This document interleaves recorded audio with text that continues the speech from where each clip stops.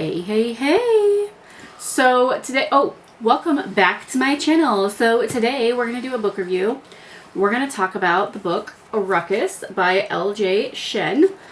So it says on the front, if she falls, we both go down.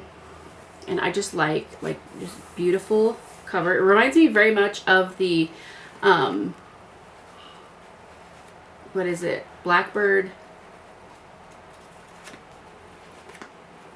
whatever it is, Blackbird series with Lachlan and Lark, Leather and Lark, and the #2 book in that series too, Butcher and Blackbird, because the first book in this series was pink, and the first book in that series was pink, and then the second book in that series was green and black, and then this one is green and black. So I'm not saying anybody's copying anybody, I'm just saying they're very similar, and I love it. So let's go ahead and read the back. They say that life is a beautiful lie and death a painful truth. They're right. No one has ever made Rosie LeBlanc feel more alive than the man who serves as a constant reminder that her clock is ticking. Dean Cole is her forbidden shiny apple, a stubborn fallacy against her blunt, raw truth. Because Rosie has an illness, cystic fibrosis. Sometimes she conquers it, but sometimes it conquers her. She knows she's more than her diagnosis, but she also knows she will not live a long, happy life with it. And the last thing she wants to do is start a relationship she knows is doomed to end in tragedy. Least of all with her sister's ex-boyfriend. But the truth is, Rosie saw Dean first. She craved him first. She loved him first. And now, 11 years later, he's come waltzing back into her life, demanding a second chance. He sees her walls, and he's determined to smash them down, even with his own demons at play. He wants to be Rosie's white knight, whatever it takes, but he might just be too late. Alright, so, and then we have the other books in the series on the back. Very colorful, just bright colors. I appreciate that, I don't know. So, we do have that. I'm trying to see if there is a trigger warning. I'm sure there might be. No trigger warning, but she does have a playlist for the book, and like the first book, she does have character inspiration at the end, which I think is really cool. When you put, I mean, it's always nice to like picture, basically to see what you kind of picture or who you picture as that character, but when they have the, you know, authors, we usually have a very particular idea of who that character is, and, you know, we liken that to real people because that's a great way to kind of say this, it would be closest to this person. Sometimes we have it like exactly like that person, but it's very, very interesting. So yeah, but this book is the second book. The first book was about Vicious and Amelia's romance. And Dean Ruckus Cole, that's where they get the title Ruckus, is his nickname is Ruckus because he is somebody who, he smokes weed, he drinks alcohol, he is a solid addict in that respect. He did go to college, he did graduate college, he's very, very financially successful. He comes from a rich household. His family is fairly well off. He is in business with his 3 friends. They have their company together, which makes tons and just unimaginable amount of money, which I think as a female and as a person, I think all of us fantasize about somebody who has a lot of money and who can take care of us very, very well, who is also very attractive and like our true love, right? You want everything in the same package. You're like, that would be awesome. You know, if my true love was somebody who like had a lot of money and was very successful and smart like that, because then, you know, we wouldn't have to worry. That's a couple less things in life you have to worry about, right? Medical bills for some of us, you know, groceries, you know, a new house if you live in the Florida area. So, and if you do, I hope that you're okay. I hope, I'm not sure when y'all are going to see this. I think this is going to go up the day after the hurricane is set to hit. So if you're watching this, I hope you're safe. And obviously your power hasn't gone out yet. But yeah, everybody pray for Florida. Help them if you can, if you're close enough. I'm all the way up in Nebraska, so if you're in Florida and you do need assistance, please leave it in the comments. And if you're able to help anybody in the comments, please leave that in the comments too. We're going to open that up. Just because we're good people and we need to help each other more. But he comes from a well-off family, and, you know, he's known as like the drug dealer of the group, you know, and there's always in books like this, there's always like the troublemaker, like Vicious, right? Like he's always the one that instigates everything. He's the one who just has a knack for getting himself into trouble, and he causes a lot of crap to happen, right? Like he's not a good person at the time, or at least what he's showing is not a good person. I do believe we all have good in us, but some of us just don't show it, you know, as much as other people do, for whatever reason. Dean is somebody who parties a lot. He's known for liking to party. He likes to sleep around. He likes casual flings. He's never had like a serious girlfriend. Like I said, he did go to college. So even with his addiction issues and with his drinking and his weed, throughout the book, he drinks alcohol, different kinds of alcohol, and he does smoke weed. I'm sure there's other drugs in there too. It's just that those are the predominant two things that are talked about addiction wise. So, and I will say this, he is, you know, pretty, so if addiction is a trigger for you, this book, you may be a little bit leery about it. If that's something that's going to bother you. There's a lot of spice in this book. Rosie does have cystic fibrosis, so there are some medical situations that happen to her. You know, some medical things that are discussed. If that's triggering for you, you know, may want to, I don't want to say skip the book, because it's not huge parts of it, but you may want to skip those little parts of it. Because really, I mean, you know, sometimes all you need to know is that, you know, she's in the hospital, or she's really sick, or she had an episode or whatever, right? It's not going to hurt, you know, the end of the book. Like nothing from the beginning to the end, you're not going to miss anything if you don't read the specific details about what happens to her with her health. But cystic fibrosis is very, very serious. I'm not super familiar with it. I don't have it. I don't know that I'm sure I personally know somebody with it, but I can't think of that. Like if I do, I'm not aware that they have it, but it's a disease of the lungs, and it causes you get sick easier than other people. So if you get normal people, we would get like a cold, right? And you'll get sick for a week, 2 weeks, you know, whatever, and you're going to start to get better. But if somebody with cystic fibrosis gets a cold, it can very, very easily develop into pneumonia, and then they're in the hospital and they're almost dying. It's very serious. So Rosie, because of this, she does get disability. She was living in New York with Millie, and until Millie and Vicious got together. And now that Millie and Vicious are together, they've moved to California. So Rosie is living by herself in New York, but she's not really by herself, because where she lives is right underneath Dean's penthouse, because he owns like the building that she lives in. So they're neighbors. Basically, she lives there almost rent free. Like he doesn't charge very much for rent, maybe like $100.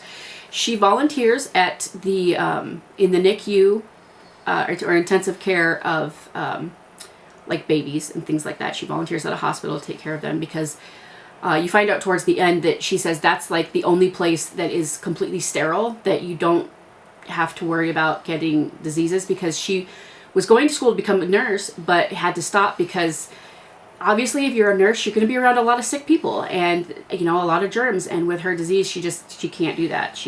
That just would not be good for her own health. But she still volunteers where she can, and she loves that. She really does love that. She also works, I don't want to say part-time, she might work full-time, as a barista at a local coffee house, which she also loves. She loves her coworkers there.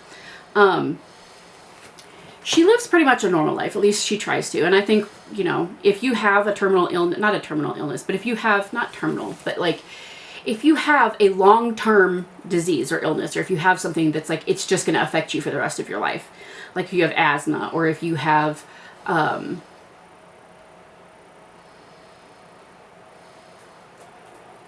don't know. I mean, I have sciatica. I have a slip disc in my lower back that causes back pain. I'm probably going to have that for the rest of my life. My sciatica, I have the curvature of the spine. I have scoliosis. That's just, there's no correcting that.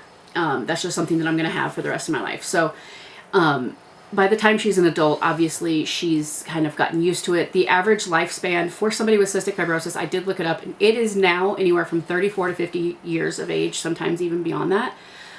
In the book, she talks about she doesn't want to get in a relationship with anybody because with cystic fibrosis, fertility, you can have issues with that. Not that they are infertile, but that you can have issues getting pregnant. And also because you have cystic fibrosis, you have that gene that passes it on. And she knows that she's not going to live a super long life, so she doesn't want to like be in a relationship where she like really loves somebody. She doesn't want to get established. She doesn't want to get married. She doesn't want to have kids because she doesn't want to end up leaving her husband responsible for everything. And I think that we can all kind of understand that. I mean, I can understand where she's coming from. But in like denying yourself that kind of happiness, you're denying somebody else that happiness. Like she had broken up with a previous boyfriend because she phrased it as he didn't deserve her. Now, granted, he's not the one that she ends up with and that she has a very passionate relationship with. But so in a way that's true. He wasn't the one that she should be with. But her reasoning was he deserves, you know, a wife that can give him children and the white picket fence, you know, fantasy. And, I think we can all relate to that. You know, if you have a long-term issue, an autoimmune issue, something that affects you in your day-to-day life, whether it's something that you're consistently dealing with or something that has like flare-ups, I think we can all, we can understand that, you know. But let's see, I even forgot. I have my book right here and I even forgot. Okay.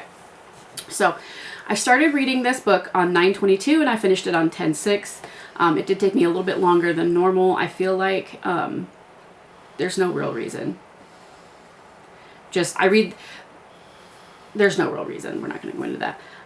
First published in 2017 and then republished in 2024.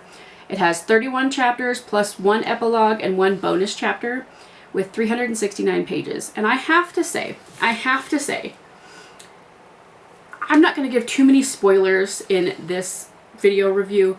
I think I will have posted my blog review the same day that this video gets posted, but I'm not completely sure. But you can go to my website, beautifullyfearless.com, check out the link to my blog, and you can check and see if I have posted my review for that, which is more extensive, and it goes deeper into the story and talks about, it does give spoilers and all that stuff.